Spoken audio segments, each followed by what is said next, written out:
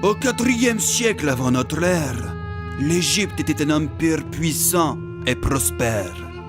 Elle était alors dirigée par un pharaon inflexible et tyrannique, Pompmosis IV, maître du faucon, virgule, des deux rives, virgule, du laurier, virgule, du bambou, virgule, des eunuques, virgule, des amphores à merde. Eh Jean-Luc, non, alors déjà, tu dis pas virgule, ok, et après, t'es courte, c'est trop long là. Hein?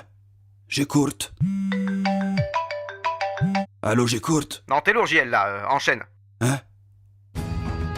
Pour régner sans partage sur son royaume, Pompmosis avait dû écarter du trône son demi-cousin et berceur par alliance, Pognaton. Notre histoire commence un jour de réception au palais du souverain. Tous les ambassadeurs du monde connu viennent présenter leurs hommages à ce despote aux pratiques si atypiques.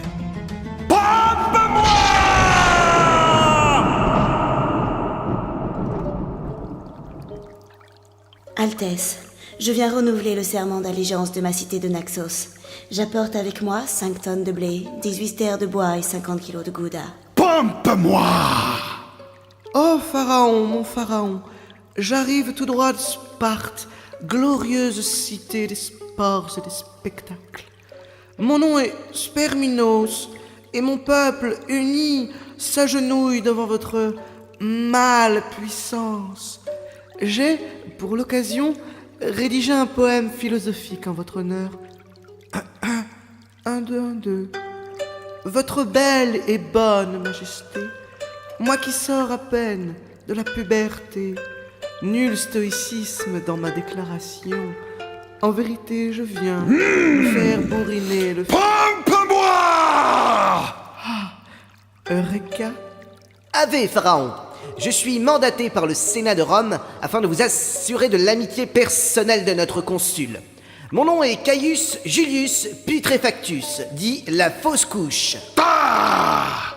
Ne me pompe pas! Au suivant! Maître, c'est une catastrophe! Eh bien, pars, lubrique lambrique! C'est votre cousin! Il a rassemblé toute une armée qui s'est massée aux portes du palais!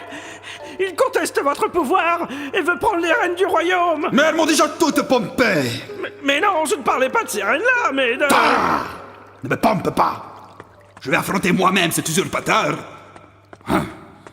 Hein? Putain de palais! Je viens te défier, mon cousin! Que veux-tu, Pognaton? Fils d'imposteur! Le sac à merde! Je viens reprendre le trône dont tu m'as privé! Regarde mon armée! Regarde-moi! Et... branle-moi!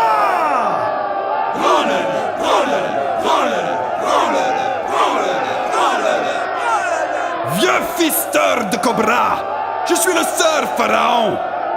Pompe-moi! Branle-moi! Pompe-moi! Branle-moi! Pompe-moi! Bastard! Tu t'es trompé, mon cousin! Et ton armée t'abandonne! Tu n'es pas digne d'être pharaon! Saisissez-vous de lui! Mais que vas-tu faire de moi? Pompmosis le maudit!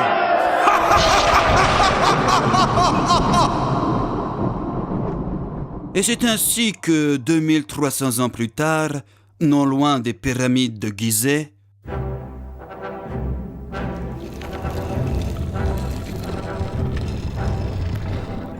Professor Jones, vous êtes certain que c'est ici? croyez-moi, Howard, d'après la carte qui a traversé l'Atlantique dans le rectum de mon informateur péruvien, assorti de 15 grammes d'excellente cocaïne, le tombeau de Pompmosis IV se trouverait derrière cette dalle. C'est le sanctuaire inviolé que cherchent les nazis depuis de longues années. On dit que le pharaon y a été embaumé en compagnie de son cousin rebelle, dans des conditions pour le moins atypiques. Précisément, Howard. La pompe éternelle. La légende dit que le sarcophage renferme le terrible pouvoir de domination politique de Pompmosis. C'est d'ailleurs la raison pour laquelle ces messieurs les Allemands courent autant après. Écartez-vous de la dalle, professeur Jones. Herr Meister! Exact.